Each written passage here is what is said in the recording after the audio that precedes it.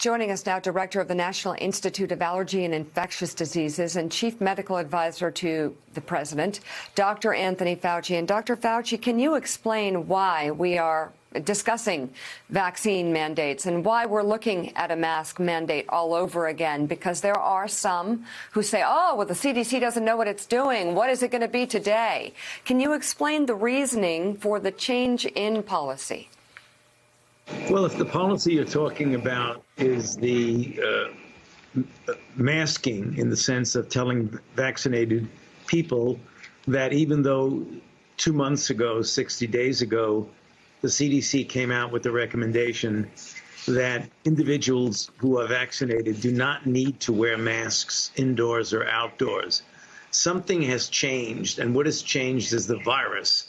The CDC hasn't changed, and the CDC hasn't really flip-flopped at all. What's happened is that when that earlier recommendation was made, we were dealing predominantly with the Alpha variant.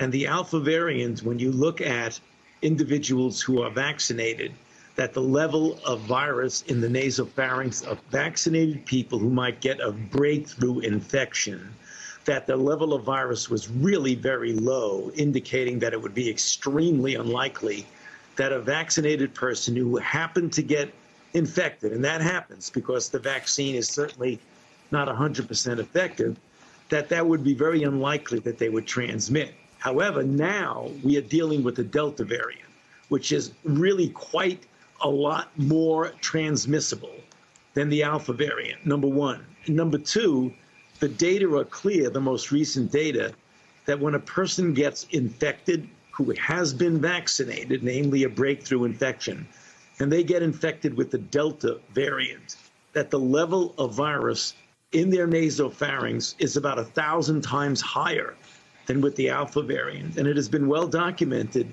that even though it's a rare occurrence, those individuals can and have transmitted the virus to uninfected individuals.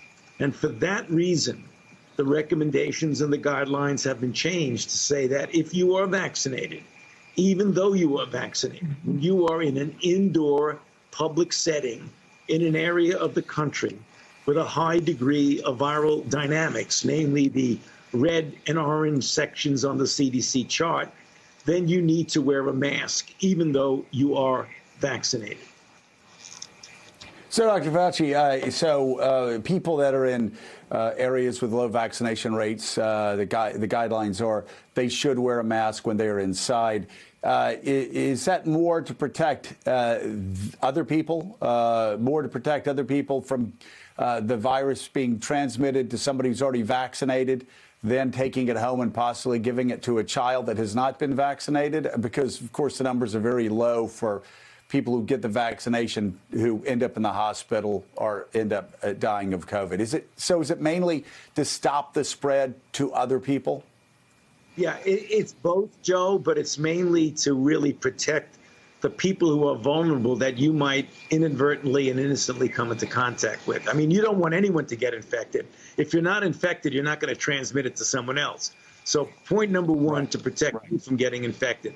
The fact that you're vaccinated, as we know, it is extremely unlikely that you're going to get a hospitalization or die, because people who are fully vaccinated, when they get a breakthrough infection, it is extremely unusual that they will get a serious outcome. However, if you have the virus in your nasopharynx and you go home and you have in your home or with your acquaintances people who are vulnerable, people who have immunosuppression, some of the very elderly, frail people whose immune response might not be robust, and even unvaccinated children.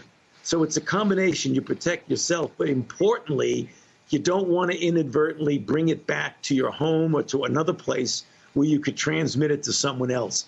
That's the reason for the mask wearing mandate.